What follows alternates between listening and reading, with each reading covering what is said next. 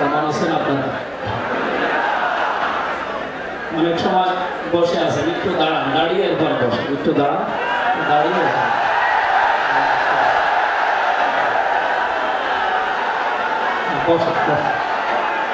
10 second সময় দিন, বসেন, তাড়াতাড়ি বসেন। আলহামদুলিল্লাহ রাব্বিল মাশরিকাইন ওয়া রাব্বিল মাগরিবাইন الذي خلق كل شيء زوجين وأوجب علينا الإحسان بالوالدين ونشهد أن لا إله إلا الله وحده لا شريك له وأشهد أن محمدا عبده ورسوله سيد الكونين صلى الله عليه وعلى آله وصحبه وأتباعه أجمعين ليلا ونهارا في الطرفين فقد قال الله تعالى في كلامه المجيد وبرهانه التوحيد জবান খুলে পড়েন আউযু বিল্লাহি মিনাশ শাইতানির রাজীম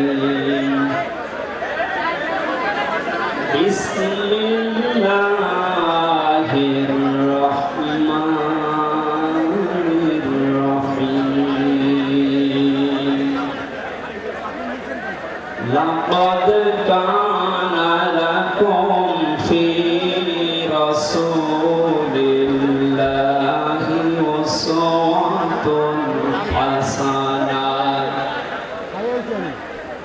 أسوة حسنة لمن كان يرجو الله واليوم الآخر وذكر الله كثيرا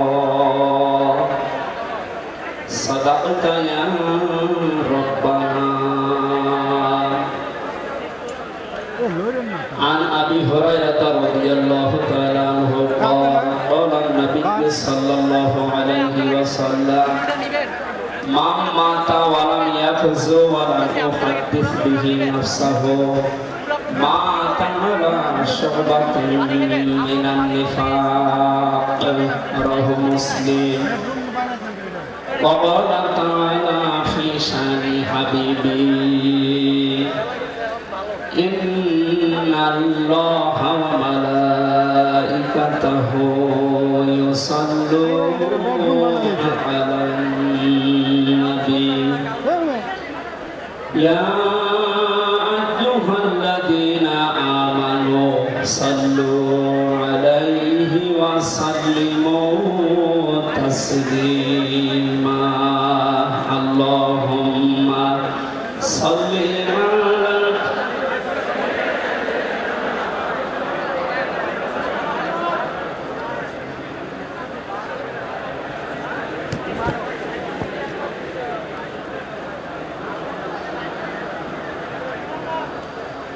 আলহামদুলিল্লাহ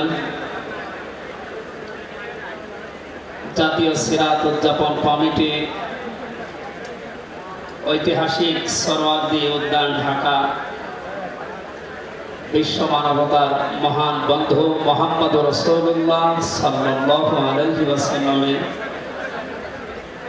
জীবন চরিত্র সম্পর্কে আলোচনার এই পবিত্র অনুষ্ঠানের সম্মানিত সভাপতি বিশিষ্ট আলেমে দ্বীন জনাব মাওলানা আবু তাহের জিহাদি দামাত বারকাতুহুল আলিয়া, মাহফিলের প্রধান অতিথি আন্দরকিল্লা শাহী জামে মসজিদের সম্মানিত খতিব আওলাদে রাসূল আল্লামা আনোয়ার হোসাইন তাহের আল জাবের আল মাদানী মাদ্দাজিল্লাহুল আলিয়া, সম্মানিত অতিথিবৃন্দ, মঞ্চে বসা জাতীয় নেতৃবৃন্দ, সামনে বসা মুসলমান ভাইরা, পর্দার আড়ালের সম্মানিতা মা এবং বোনেরা, প্রশাসনের ভাইরা, প্রাণ প্রিয় ঢাকাবাসী, সবাইকে নিয়ে মহান রব্বুল ইজ্জাতুল জালালের দরবারে শুকরিয়া জানাচ্ছি, যিনি মহামানবের জীবন চরিত্র সম্পর্কে আলোচনার এই পবিত্র অনুষ্ঠানে আমাদেরকে হাজির হওয়ার তৌফিক দিলে। জবান খুলে বলছি আলহামদুলিল্লাহ। কথা বলার প্রথমে আমি স্মরণ করছি 2024 সালের আগস্টের 5 তারিখ পর্যন্ত যারা মুক্তভাবে কথা বলার পরিবেশ তৈরি করে দেওয়ার জন্য নিজের জীবন পর্যন্ত দিয়ে গেলে শাহাদাতের সর্বোচ্চ মাকাম আল্লাহ যেন তাদেরকে দান করে।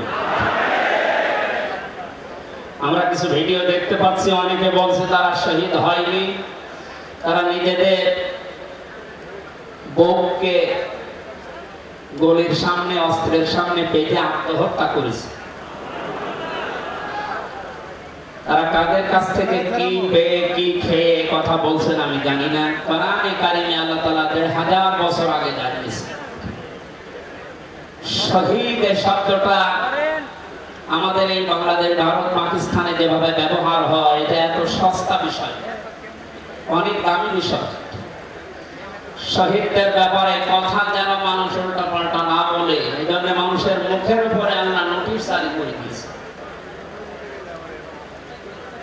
আল্লাহ পাক বলেন, ওয়ালা তাকুলু লিমান ইউকতালু ফি সাবিলিল্লাহি আমওয়াত বাল আহইয়াউন ইনদা বাল আহইয়াউ ওয়ালাকিন লা তাশউরুন। সূরা বাকারার 154 নম্বর আয়াতে আমি যতগুলো তাফসীর পড়েছি, সব মুফাসসির আয়াতের ব্যাপারে একই বক্তব্য দিয়েছে। আল্লাহ পাক तमाम দুনিয়ার সব মানুষের মুখের উপরে নোটিশ দিয়েছেন, ওয়ালা তাকুলু,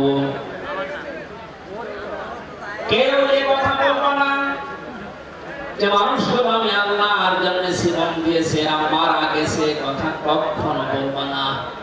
কারণ তারা জীবিত এবং তারা, তোমরা এই বিষয়টা বোঝো না, উপলব্ধি করতে পারো না।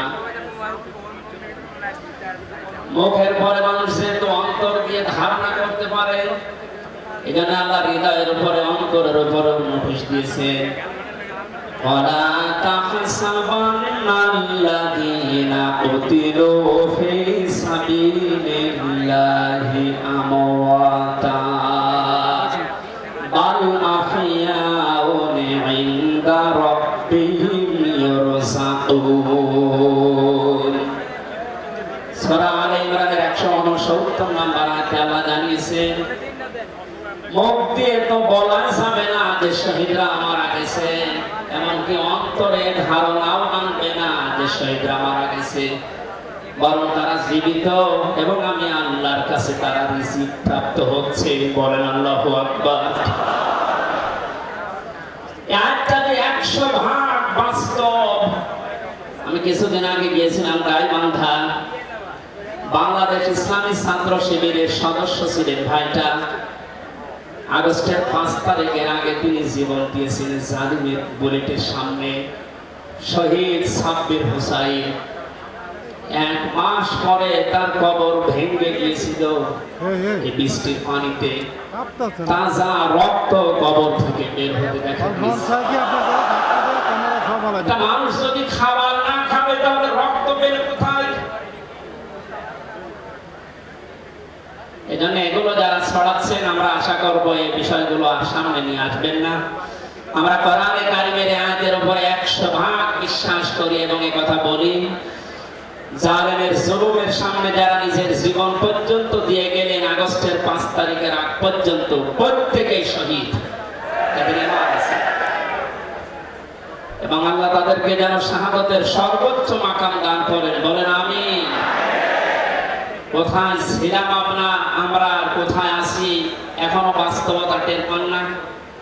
কিছুদিন আগে বাংলাদেশ জামাত ইসলামীর কেন্দ্রীয় আমিরে জামাত ডক্টর শফিকুর রহমান কুষ্টিয়াতে গিয়েছিলেন। প্রায় 5000 মানুষকে নিয়ে তিনি একটা অনুষ্ঠান করলেন। যারা 16 জন শহীদ হয়েছিল কুষ্টিয়ায়, বাংলাদেশ জামাত ইসলামের পক্ষ থেকে 2 লক্ষ করে টাকা তাদের পরিবারের হাতে তিনি তুলে দিলেন। প্রায় 2.5-3 ঘন্টায় অনুষ্ঠানগুলো আমরা দেখলাম। বলেন তো, আগস্টের 5 তারিখের আগে 5000 না, এরকম মানুষ যদি 5 জন এক জায়গায় হইতো 14টা মামলা হইত। কোথায় ছিলাম আমরা আর কোথায় এখন পৌঁছিয়েছি, এরপরও যদি এটাকে কেউ নিয়ামত মনে না করে। গতকালকের একটা জরিপ আমি পেয়েছি, বাংলাদেশে 100 জনের 14 জন এখনো পর্যন্ত আপা আপনি ঘাবড়াবেন না, আমরা নরম হয়ে যাই এই দলে আছে। 100 জনের কতজন? 100 জনের 28 জন এখনো পর্যন্ত থালা নেওয়ার জন্য খুব তাড়াতাড়ি করছে।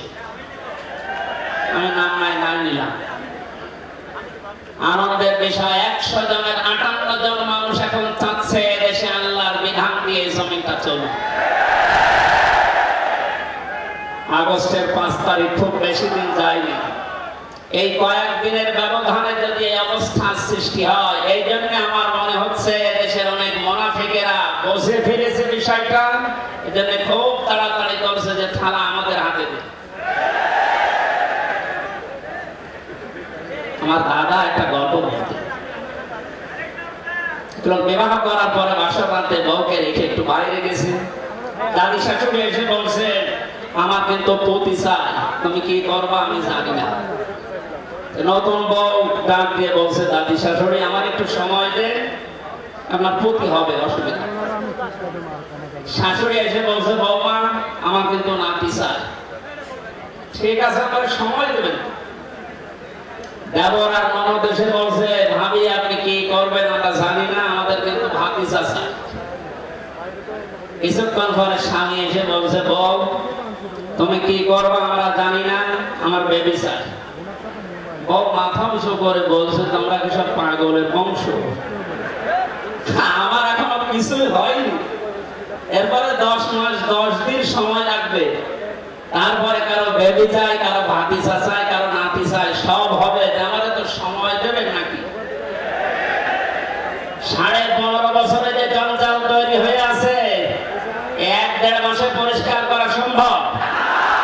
আপনি কি মনে করেন?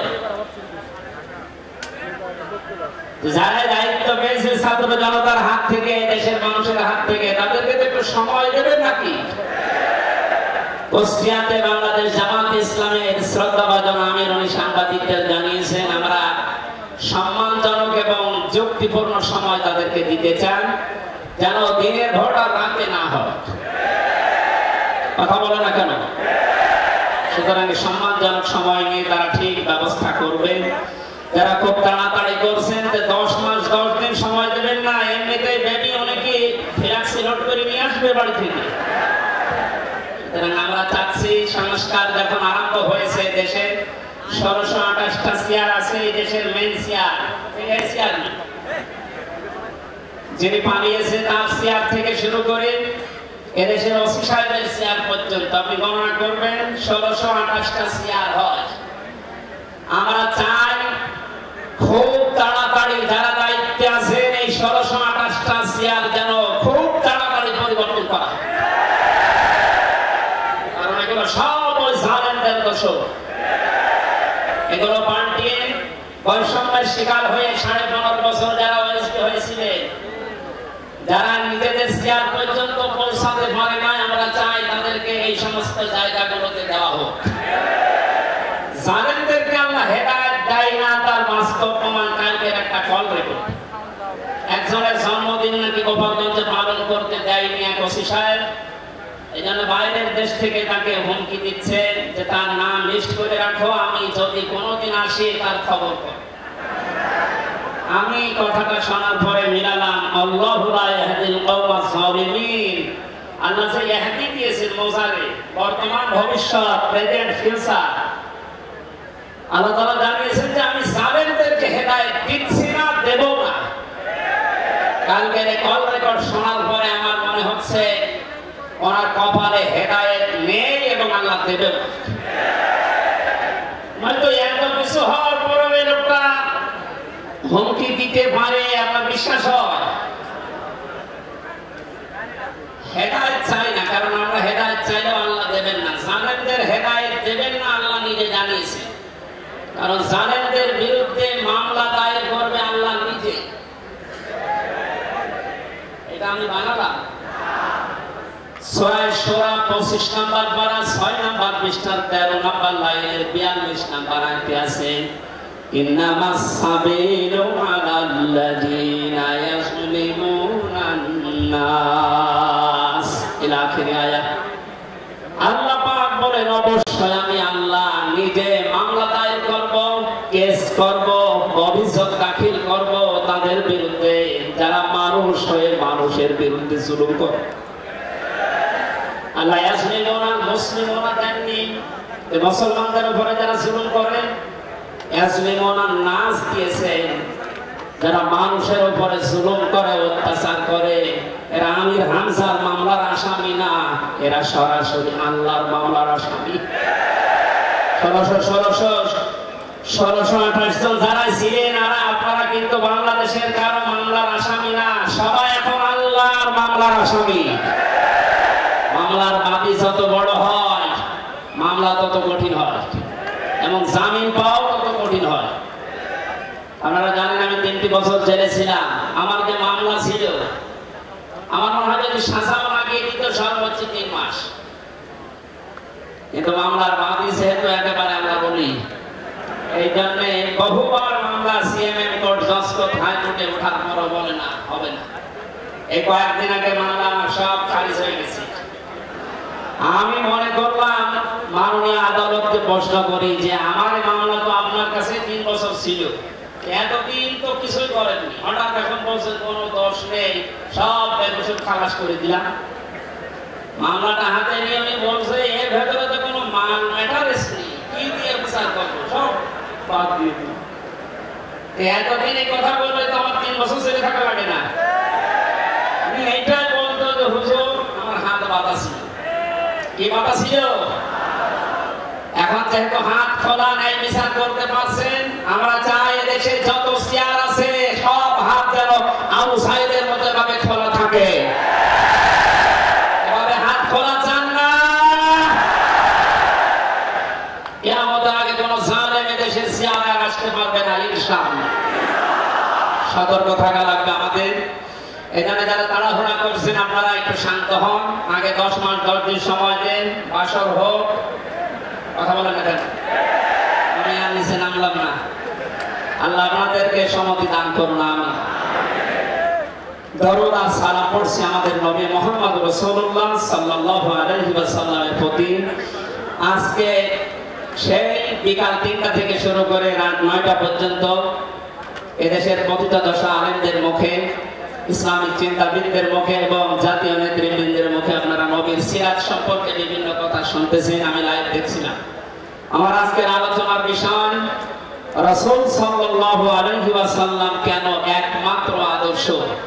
এই পয়েন্টের উপরে কোরআন শরীফ থেকে, হাদিস থেকে আমি 18টা পয়েন্ট বের করেছি। খুব সংক্ষেপে এর উপরে আপনাদের সামনে কথা উপস্থাপন করার চেষ্টা চালাবো ইনশাআল্লাহ। ওয়া তাওফীকি ইল্লা বিল্লাহ। জবান খুলে কোরআনের সোনালী আয়াতটা একটু পড়ে। আউযু বিল্লাহি মিনাশ শাইতানির রাজিম। বিসমিল্লাহির রহমানির রহিম।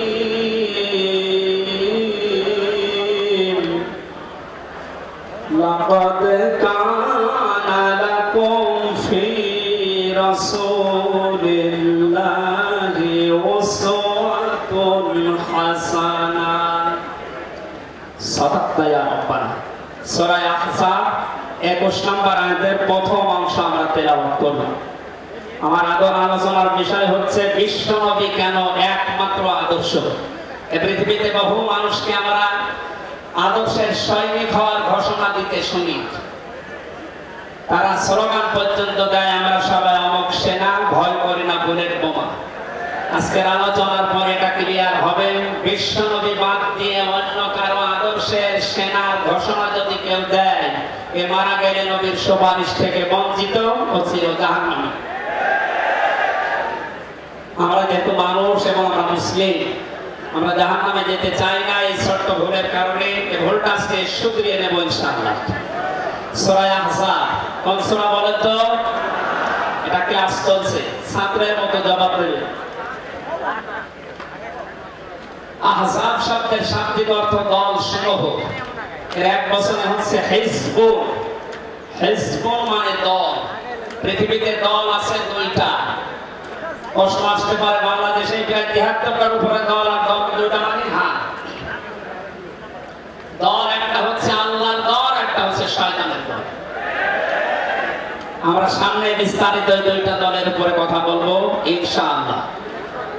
দল করা লাগবে এই ঘোষণা আমির হামজা না আল্লাহ? এই শব্দটা শুনলে অনেকে মানধাত আমলের দিকে নিয়ে যায়। আপনি আলেম মানুষ, হুজুর মানুষ, ইমাম সাহেব মানুষ, আপনি দল পালিয়ে এগুলো করবেন কেন? কোরআনে কারিমের যদি কেউ একটা আয়াত অবিশ্বাস করে আর ঈমান থাকার কথা। আল্লাহ পাক বলেন ওয়ালতাকুম মিনকুম উম্মাতুন, তোমাদের ভেতরে অবশ্যই একটা দল থাকতেই হবে। দল এই শব্দটা কোরআনে আছে না নেই?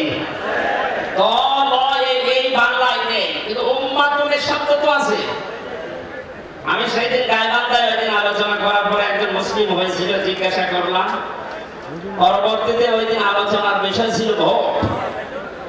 উনি শিক্ষিত মানুষ, আমার জিজ্ঞাসা করছে আপনি ভোটে শব্দ নিয়ে আসবেন, কোরআনে হাদিসে এই শব্দ আছে? এটা তো আরবি। হ্যাঁ আছে। আমানাত শব্দটা কোরআনে আছে। তাফসীরে মারিফুল কোরআন আল্লামা শফি রহমাতুল্লাহ আলাইহি আমানতের প্রায় 19টা অর্থ দিয়েছেন। তার ভিতরে অন্যতম অর্থ হচ্ছে ভোট দেওয়া, রায় দেওয়া, সমর্থন দেওয়া। সুতরাং কেউ যদি ভোট এটাকে দুনিয়ার কোন বিষয় মনে করে এগিয়ে যায়, সে কিন্তু মরণের পরে ধরা খাবে।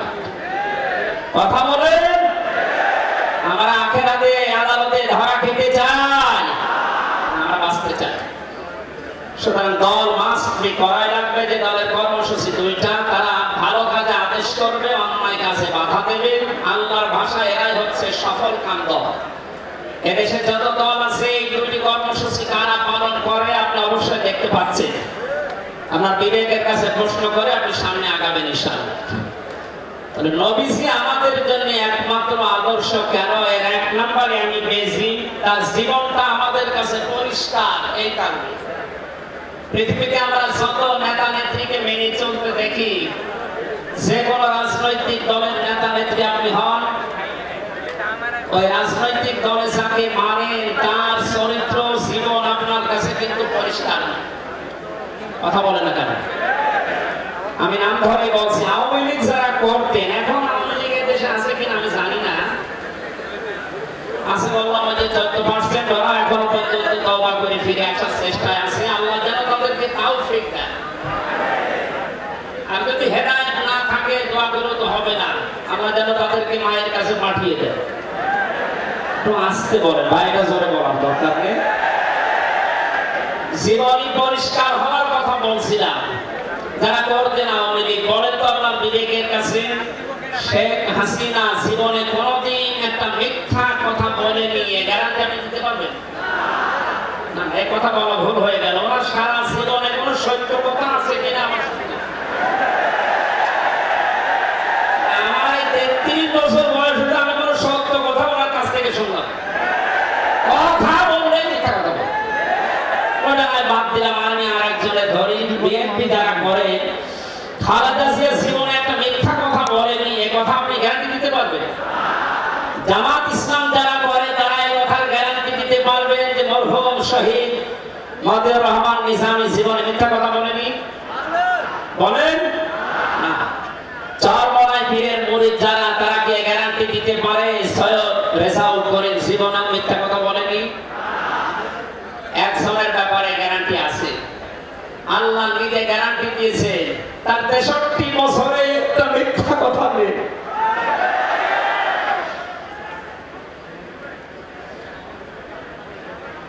এই জন্য বিশ্বনামে আমাদের একমাত্র আদর্শ হওয়ার কারণে এই যে জীবনে 63 বছরে একটাও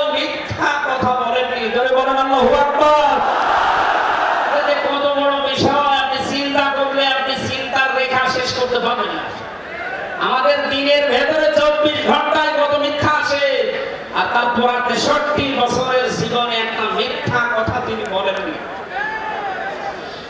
2 নম্বরে পেয়েছি আমি, তিনি উন্নত চরিত্রের অধিকারী ছিলেন। এমন চরিত্র আল্লাহ তাকে দিয়েছিলেন। আমি 3 জন নবীর নাম পেয়েছি, আল্লাহর নামের সাথে তাদের নাম আল্লাহ মিলিয়ে দিয়েছেন। হযরত ইসমাঈল আলাইহিস সালামকে আল্লাহ ডাক দিয়েছিলেন গোলামিন খলিল, আমার সহনশীল বান্দা। হযরত ইসহাক নবীকে আল্লাহ বলেছিলেন গোলামিন আলীম, আমার জ্ঞানী বান্দা। আর মুহাম্মদ রাসূলুল্লাহকে আল্লাহ ডাক দিয়েছেন ওয়া ইন্নাকা লাআলা খুলুকিন আযীম। জোরে বলেন আল্লাহু আকবার। বৃষ্টি হচ্ছে না ভাই?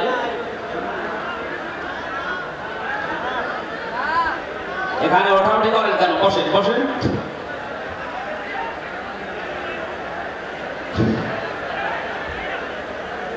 কোরআনের আলোচনার ভেতরে কথা বললে কিন্তু মনে হবে ভাই কথা বলা যাবে না, কষ্ট হলো ওইভাবে থাকে, কথা বলবেন না। 3 নম্বরে পেয়েছি আমি সূরা ইউনূসের 58 নম্বর আয়াতে আল্লাহ তাআলা জানিয়েছেন বিশ্ব নবী তোমাদের জন্য একমাত্র আদর্শ হওয়ার কারণ তিনি শ্রেষ্ঠ সম্পদ। قُلْ بِفَضْلِ اللَّهِ وَبِرَحْمَتِهِ فَبِذَلِكَ فَلْيَفْرَحُوا هُوَ خَيْرٌ مِّمَّا يَجْمَعُونَ। নবী আপনি বলুন, তাম দুনিয়ার মানুষেরা যা গেইন করে, যা অ্যাচিভ করে, যা অর্জন করে, যা কিছু আনন্দে আছে, আমি আল্লাহর কাছে এই পৃথিবীর শ্রেষ্ঠ সম্পদ হচ্ছে আপনি। জয় বলেন আল্লাহু আকবার। সুতরাং আপনার আদর্শ পেয়েছে যারা, সে মানুষগুলো যেন আনন্দে থাকে, তারা যেন খুশি হয়। এখানে আগস্টের 5 তারিখের আগ পর্যন্ত এদেশের 100 জনের মাত্র 15 জন মানুষ বিশ্ব নবীকে একমাত্র আদর্শ মানতেন, তারা খুশি ছিলেন, রাজি ছিলেন। মাত্র 1 মাস কয়েক দিনের ব্যবধানে এই যে 100 জনের এখন 58 জন মানুষ বিশ্ব নবী ছাড়া আর কাউকে বুঝতে চাচ্ছে না। সময়টা যেতে যেতে দেশের 100 জনের 100 জন মানুষ চাইবে বিশ্ব নবী ছাড়া কারো আদর্শ মানি না। তো সংক্ষেপ করছে, আমাদের প্রধান অতিথি এসে পড়েছেন, এই জন্য 4 নম্বরে পেয়েছি এই পৃথিবীর ময়দানে বিশ্ব নবী মুহাম্মদ রাসূলুল্লাহ হচ্ছেন আল্লাহর পক্ষ থেকে আমাদের জন্য, বিশেষ করে মুমিনদের জন্য সবচাইতে বড় অনুগ্রহ। সূরা আলে ইমরানের 164 নম্বর আয়াতে আল্লাহ ঘোষণা দিচ্ছেন লাকাদ মান্নাল্লাহু আলাল মুমিনিনা ইয ইউবাইউনাকা লাকাদ মান্নাল্লাহু আলাল মুমিনিনা ইয বা'আসা ফীহিম রাসূলা ইলা আখির আয়াত। অবশ্যই মুমিনদের জন্য এই পৃথিবীর ময়দানে বিশ্ব নবী মুহাম্মদ রাসূলুল্লাহ আল্লাহর পক্ষ থেকে একটা অনুগ্রহ। আমরা একটা আয়াতের ভেতরে বিভিন্ন তাফসীর অনুযায়ী যত কথা আল্লাহ জানিয়েছেন নবীর সম্পর্কে, প্রচন্ড গরম, আপনাদের কষ্ট হবে যেন আমি খুব সামারাইজ করছি। 6 নম্বরে এই পৃথিবীর ময়দানে বিশ্ব নবী একমাত্র আদর্শ হওয়ার পেছনে কারণ কি? তিনি গোটা জাহানের জন্য ছিলেন একমাত্র রহমত। সূরা আম্বিয়ার 107 নম্বর আয়াতে আল্লাহ এই ঘোষণা দিয়েছেন ওমা আরসালনাকা ইল্লা রাহমাতাল লিল আলামিন। বলেন আল্লাহু আকবার। আল্লাহ আলম বলেন না যে শুধু পৃথিবীর জন্য, আলামিন যত জগৎ আল্লাহ বানিয়েছেন আর যত জগতে আল্লাহর যত সৃষ্টি আছে, এতানাজ্জালুল আমরু বাইনাহুন্না, প্রতিটি জগতে সৃষ্টি অনুযায়ী আল্লাহর বিধিবিধান নাযিল হচ্ছে। যেখানে যে সৃষ্টি আছে প্রত্যেকটা সৃষ্টির জন্য মুহাম্মদ রাসূলুল্লাহ হচ্ছেন আল্লাহর পক্ষ থেকে রহমত। বলেন সুবহানাল্লাহ। সেই রহমতকে হযরতে হালিমাতুস সাদিয়া চিনেছিলেন। কোরেরা থেকে শুরু করে বাড়ি পর্যন্ত যেখানে নিয়ে গেছেন, সিরাত ইবনে হিশাম বলছে সব জায়গায় হালিমাতুস সাদিয়া বিশ্ব নবীর মাধ্যমে আল্লাহর রহমত পেয়েছিলেন। সিরাত বিশ্বকোষের ভেতরে পেয়েছি আল্লাহর নবী হযরতে হালিমাতুস সাদিয়া যেদিন পরে তুলে নিলেন, হযরতে হালিমা বলেন আমার স্তনে দুধ ছিল না। মুহাম্মদ রাসূলুল্লাহকে কোলে দেওয়ার সঙ্গে সঙ্গে আমাদের স্তন, আমার স্তন দুইটাই দুধে পরিপূর্ণ হয়ে গেছে। আমি ডান স্তন তাকে দিলাম, তিনি পান করলেন। বাম স্তন তাকে দিয়েছি, সঙ্গে সঙ্গে তিনি মুখ বের করে নিলেন। হযরতে হালিমা বলেন আমি একবার, দুইবার, তিনবার মুহাম্মদ রাসূলুল্লাহর মুখে আমার স্তন দিয়েছিলাম। তিনবার মুহাম্মদ সাল্লাল্লাহু আলাইহি সাল্লাম স্তন থেকে মুখ বের করে নিয়েছেন। চোখের ইশারা দিয়ে যেন আমাকে বসাতে চাই, মা হালিমা জোর করেন কেন? ডান স্তনেটা আমার অধিকার ছিল, আমি পান করেছি।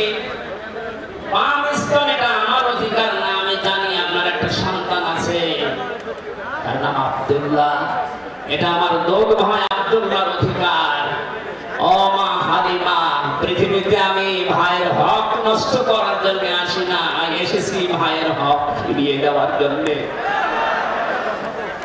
ঢাকাবাসী যে নবী মায়ের কোলে বসে ভাইয়ের হক নষ্ট করেন না এই রবিউল আউয়াল মাসে, সেই নবীর উম্মত আমরা এখন যারা দাবি করছি, অধিকাংশ গুলোই দেখতে পাই যত বড় হচ্ছি তত ভাইয়ের হক মারার জোর হচ্ছি। এটা তো রবিউল আউয়ালের শিক্ষা ছিল না। হযরতে হালিমা বলেন তাকে যে গাধার উপরে তুললাম, দুর্বল ছিল, সঙ্গে সঙ্গে সবল হয়ে গেছে। বাড়িতে পৌঁছাতে দেরি, কুয়ায় পানি ছিল না, কুয়া ভর্তি হয়ে গেছে। খেজুর গাছে খেজুর ছিল না, বিশ্বনবী মুহাম্মদ রাসূলুল্লাহ যেহেতু রহমত, আমার খেজুর গাছে খেজুর পরিপূর্ণ হয়ে গেছে। সুতরাং ওনাকে যেখানে নেওয়া হয় সেখানে যদি রহমত আসে, আমাদের এই মাথা থেকে পা পর্যন্ত, রান্নাঘর থেকে আন্তর্জাতিক জীবন পর্যন্ত, আজকের এই সিরাত অনুষ্ঠানে যদি সিদ্ধান্ত নিয়ে যেতে পারি সব জায়গায় তাকে ছাড়া কাউকে মানব না, অবশ্যই আল্লাহ পাকে ৫৬,০০০ বর্গ মাইল রহমত বরকত দিয়ে ভরে দেবেন। কথা বলেন ঠিক কিনা? আল্লাহ যেন এটা দেন আমাদের মাধ্যমে, বলেন আমিন। ৬ নাম্বারটা ৭ নাম্বারটা খুব গুরুত্বপূর্ণ, এটার ব্যাখ্যা করার জন্য আমি ৮-১০ মিনিট সময় নিলাম, একটু খেয়াল করবেন। বিশ্বনবী আমাদের একমাত্র আদর্শ, এই কারণে ৭ নাম্বার পয়েন্টে আমি কোরআন থেকে নিয়েছি। গোনা মাপের গ্যারান্টি শুধু তার আদর্শ অনুসরণের মাধ্যমে।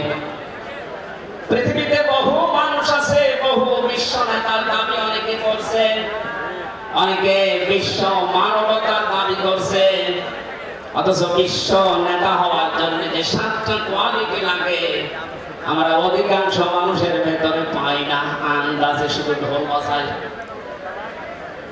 পৃথিবীতে বিশ্ব নেতার দাবি করতে পারেন নবীরা, রাসূলরা, কথা বলেন ঠিক কিনা? এই পৃথিবীতে বিশ্ব নেতৃত্ব দেওয়ার দাবি করতে পারেন নবী রাসূলরা, এই কথার সাথে একমত আছেন? আমরা একজন নবীর নাম বলছি, হযরত ঈসা রূহুল্লাহ, দৌলা থেকে হযরত ঈসা তার জাতির লোকের এই কথার উত্তর দিয়েছেন, জবাব দিয়েছেন, ক্বালা ইন্নী আবদুল্লাহ আতানিয়াল কিতাবা ওয়া জাআলানি নাবিয়্যা ওয়া জাআলানি মুবারাকান আইনামা কুনতু ওয়া আওসানি বিস-সালাতি ওয়াজ-যাকাতি মা দুমতু হাইয়্যা। আল্লাহু আকবার।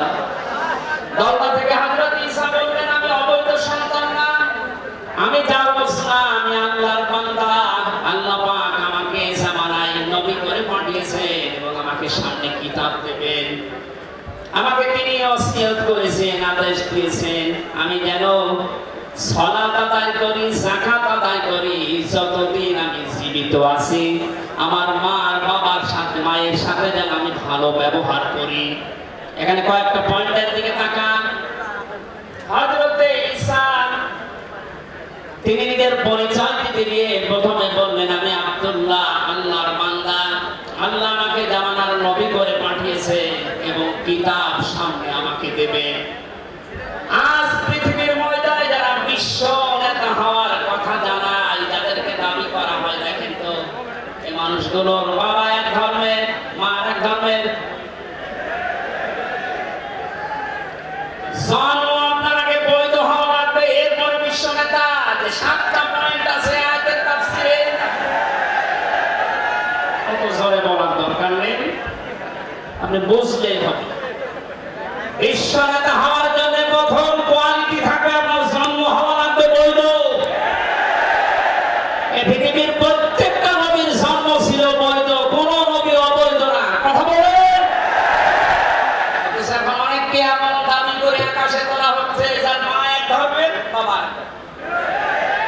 আমি বাকি 6টা নাই নাই বল।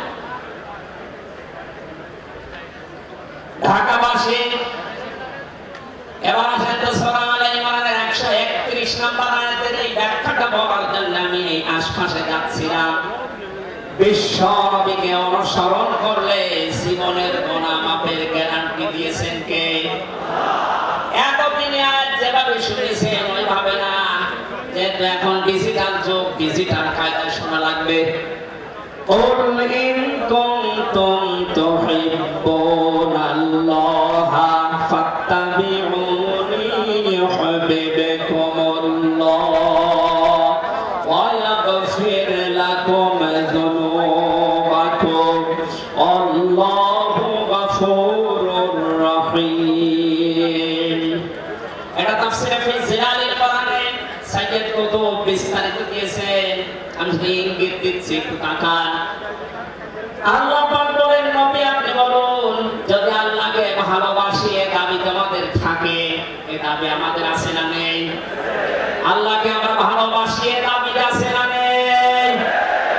আল্লাহ বলেন দাবি যারা করে তাদেরকে আপনি বলেন যে ফাত্তাবিউনি, তারা যেন আপনার অনুসরণ করে। আল্লাহ পাক বলেন তারা যদি আপনার অনুসরণ করে ইউহিব্বুকুমুল্লাহ, আমি আল্লাহ নিজেই তাদেরকে ভালোবাসা আরম্ভ করব। আমি যদি কাউকে ভালোবাসি তাহলে জীবনের অপরাধগুলো মাফ করে দেই। আমি গফুর, আমি রহিম। এ পর্যন্ত বাংলা অর্থ ছিল। এবার আসেন ব্যাখ্যা। এদিকে আছেন আপনারা? এদিকে আছে। ফাত্তাবিউনি, আমার অনুসরণ করো, আমাকে দেখে দেখে চলো। এখন এই অনুসরণ করা লাগবে কি নবীজির জীবনের আংশিক না পূর্ণাঙ্গ? আরো জোরে বলেন, আংশিক না পূর্ণাঙ্গ? আব্দুল্লাহ ইবনে উবাইর দিকে তাকান, এই লোকটা অনুসরণ করেছিল কিন্তু আংশিক। এজন্য মুনাফিকের সরদার হয়ে মারা গেছে। কথা বলেন ঠিক কিনা? তার নামাজ ছিল রাসূলের মতো, রোজা ছিল রাসূলের মতো, নবীজির পেছনে হজ করেছে, নবীজির সাথে, বিশ্ব নবীর সাথে ইফতারি করেছে, কিন্তু বিশ্ব নবী এই পৃথিবীর নেতা এটা সে মানত না। আজ বাংলা সহ বিশ্বে বহু মুসলমান এই থিওরিতে আছে। তারা নামাজ রাসূলের মতো পড়ে, রোজা রাসূলের মতো রাখে, কিন্তু সমাজ নবীজি, রাষ্ট্র নবীজি 10 বছর কোরআন দিয়ে চালিয়েছিলেন, এইটা মানতে তারা রাজি না। এই মানুষগুলোর অনুসরণ হচ্ছে আংশিক না পূর্ণাঙ্গ?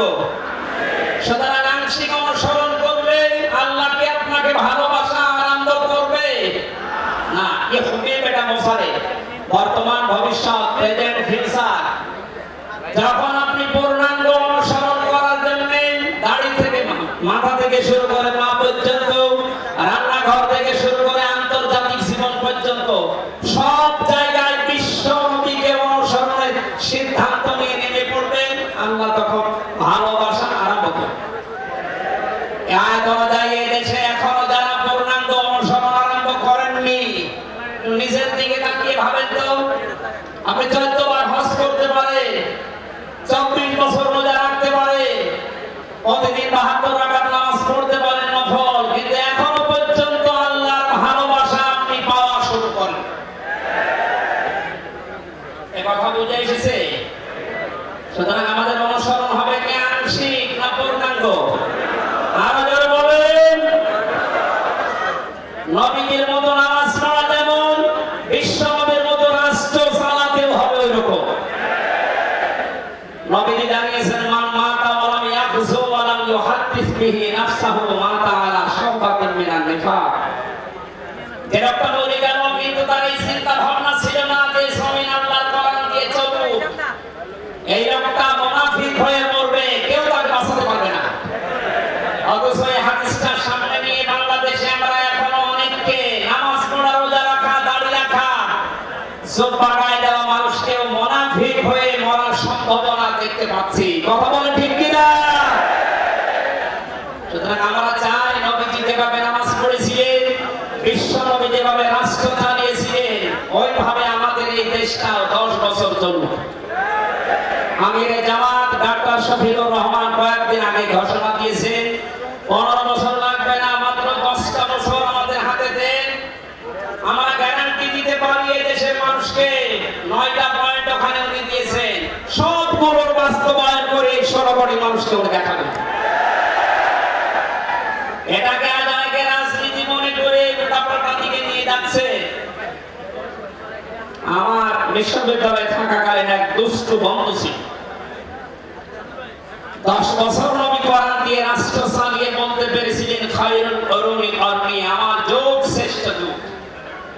আমাদের দেশে আপনার বাংলাদেশের টাকার মান অনুযায়ী এই ঘড়ি মোবাইলের এটা দাম হবে 72,000 টাকা। কত?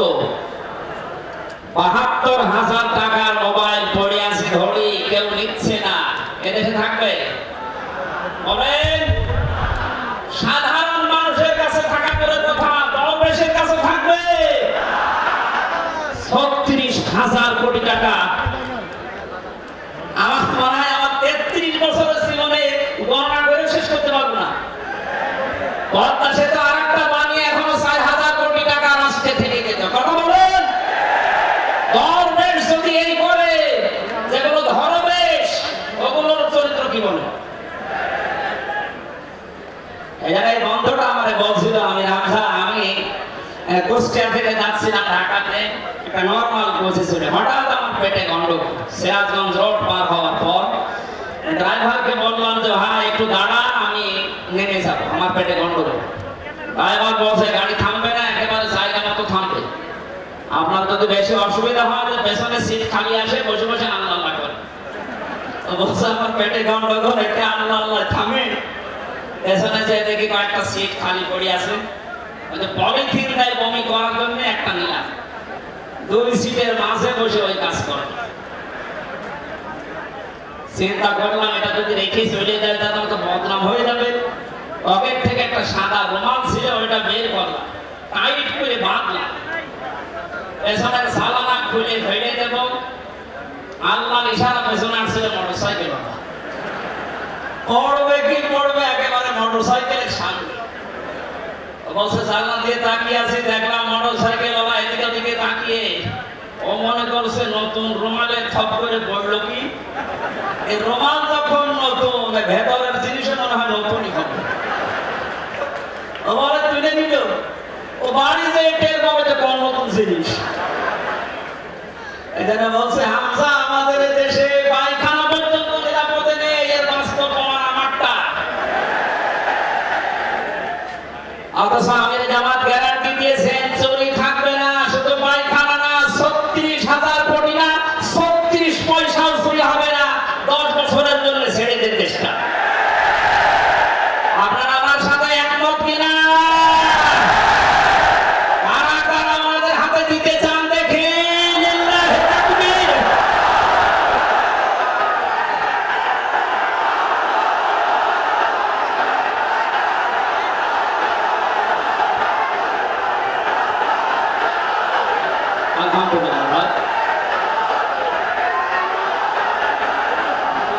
এটা রেকর্ড হচ্ছে, এটা শুধু এই সামিয়ানার নিচে নেই, 18 কোটি মানুষ শুনতেছে। যারা এই ময়দানের থেকে হাত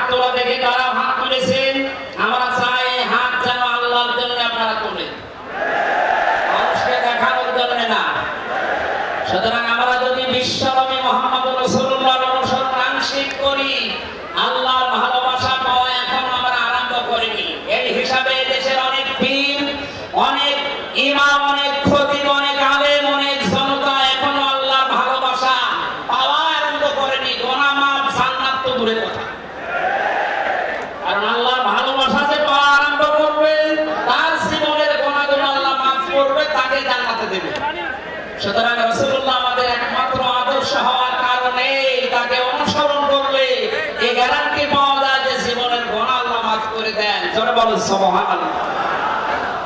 9 নম্বরে পেয়েছি, বিশ্ব নবীর সাথে কেউ যদি বিয়াদবি করে তাহলে সে ধ্বংস হয়ে যাবে। আপনি তাকান, তার আপন চাচা আবু লাহাব, এরা যদি সিরাতুন নবী মাহফিল আমাদের ঢাকাতে এগুলো হয়তো নেই, এগুলো চট্টগ্রাম আর সিলেট বিভাগে বেশি পাওয়া যায়। রবিউল আউয়াল মাস আজকে শেষ, এ মাস আসলে অনেককে দেখি নবীর জন্ম নিয়ে, নবীর মিলাদ নিয়ে আনন্দে আত্মহারা হয়ে যায়। পরিষ্কার ভাষায় বলছি, বাংলার মানুষেরা নবীর মহব্বত, নবীর ভালোবাসা মাস্ট বি লাগবে, কিন্তু নবীর জন্ম নিয়ে, নবীর মিলাদ নিয়ে যদি কেউ শুধু আনন্দ করে নিতে থাকে, নবীর আদর্শের কোনো খোঁজ নেই, আপনি এই মুহূর্তে জেনে নিতে পারেন যে আপনি জাহান্নামী। তার প্রমাণ নবীদের আপন চাচা আবু লাহাব আর আবু তালেব। এই দুইজন চাচা নবীর আদর্শ পেয়ে খুশি ছিল না, তারা নবীর জন্ম পেয়ে খুশি ছিল। নবীর মিলাদে, নবীর জন্মে তারা এত খুশি হয়েছিল, আবু লাহাব নিজের কাছের মেয়েকে পর্যন্ত আসাদ করে দিয়েছিল। আবু তালেব নিজের সন্তান হযরতে আলীকেও কাছে রাখতো না। আল্লাহর নবীর জন্মে লোকটা এত বেশি খুশি হয়েছিল, যতদিন পর্যন্ত তার আন্ডারে ছিল নবীজি, ততদিন নিজের ছেলে বাদ দিয়ে বিশ্ব নবীকে কাছে রেখে ঘুমাতো। অথচ তাদের পুরা দুইজনের জীবন আমি পড়ে দেখেছি। দুইজন চাচা, বিশ্বনবী মুহাম্মদ রাসূলুল্লাহর দুইজন চাচা শুধু নবীর জন্ম মিলাদ নিয়ে আনন্দ ছিল, আদর্শ পেয়ে তারা আনন্দ করে নাই, মেনে নেয় নাই, যদি দুইজনেই জাহান্নামী। বলেন নাউজুবিল্লাহ। সিস্টেম অপর পৃষ্ঠায় দেখুন, আরো দুইজন চাচার নাম আমরা জানি, হযরতে হামজা, হযরতে আব্বাস রাদিয়াল্লাহু তাআলা আনহুমা। এই দুইজন চাচা শুধু নবীর জন্মে মিলাদে খুশি ছিলেন না, তারা নবীর আদর্শ পেয়ে খুশি হয়েছিলেন। এই জন্যই দুইজনেই জান্নাতি। বলেন সুবহানাল্লাহ। হযরতে হামজা, হযরতে আব্বাস যে জান্নাতে গেছে কোনো সন্দেহ আছে? আল্লাহ কোরআনের আয়াত নাযিল করেছেন তাদের নামে, রাদিয়াল্লাহু আনহুম ওয়া রাদু আন। আল্লাহ পাক বলেন আমি তাদের উপরে রাজি হয়ে গেছি যেমন তারা আমার উপরে রাজি। সুতরাং হযরতে আব্বাস, হযরতে হামজা দুইজনেই নবীর আদর্শ মানার কারণে জান্নাতি। আমরা এদের মতো হতে চাই। বলেন আমিন। এখানে একটা কথা আছে, হযরতে হামজা আব্বাস রাদিয়াল্লাহু তাআলা আনহু, তিনি কিন্তু অনেক আগে মুসলমান হয়েছিলেন, গোপনে তো প্রকাশ করেননি। এই মাসলাটা বলছি এই কারণে, 152 জন সমন্বয়কের ভেতরে 108 জন বাংলাদেশ ইসলামী ছাত্র শিবিরের নেতা এবং পরীক্ষিত কর্মী। তারা অনেক জালেম এবং অনেক মুনাফিক পর্যন্ত, এবং অনেক আলেম নামী জালেম পর্যন্ত এই বিষদগার করছে। নাম যেহেতু দেখেছে ছাত্র শিবির, এই জন্য তাদের চুলকানি। কেন ওরা এতদিন পরিচয় প্রকাশ না করে এই কাজ করলো? ওরা মুনাফিক, ওরা শয়তান। যেখানে বিশ্বজিতের মতো হিন্দু সে রেহাই পায় না, সেখানে পরিচয় দিয়ে রায় খাবে। সুতরাং সাদিক সাহেব এবং এস এম ফরহাদ ভাই সহ যারা পরিচয় গোপন করে এই জালেমের বিদায়ের জন্য বিপ্লব আমাদেরকে এনে দিয়েছেন, তাদেরকে প্রত্যেক থানায়, জেলায়, রাজধানীতে সংবর্ধনা দেওয়া দরকার। তারা এটা এমনিতেই করে নাই, তারা হযরতে আব্বাসের জীবন থেকে করেছে। অথচ হযরত আব্বাস রাসূলের বিরুদ্ধে বদরের ময়দানে বিরুদ্ধে যুদ্ধ করার জন্য আবু জাহেলের পক্ষ নিয়ে গিয়েছিল, অথচ তিনি ওই সময় মুসলমান। তার মানে নিজের পরিচয় গোপন করে বাস্তবতার নিরিখে স্থান কাল পাত্র ভেদে একটা কৌশল, এটা একটা হিকমা। ও জীবনে কোরআনই পড়ে নাই, হাদিস পড়ে নাই, ও ফতোয়া দিচ্ছে যে এ হচ্ছে মুনাফিক। এখানে ওনারা যা করেছে, আমি এখানে 9টা পয়েন্ট এনেছিলাম। সাদিক সাহেব ভাই সহ, এস এম ফরহাদ ভাই সহ 108 জন যা করেছে, সব নবীদের থেকে, নবীর শিক্ষা নিয়ে এই হিকমতটা অবলম্বন করেছে। আল্লাহ তাদেরকে যেন সর্বোচ্চ মাকাম দান করেন, বলেন আমিন।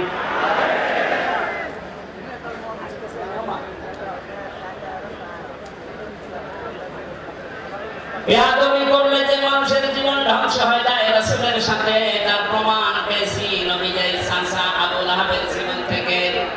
বিশ্ব নবী যখন সাফা মারওয়া এই পাহাড়ের উপরে উঠে দাওয়াত দিচ্ছিলেন, এই লোকটা ডাক দিয়ে বলেছে, তাব্বালাকা লিহাদা জামাতানা ইয়া মুহাম্মদ, হে মুহাম্মদ তুমি ধ্বংস হয়ে যাও।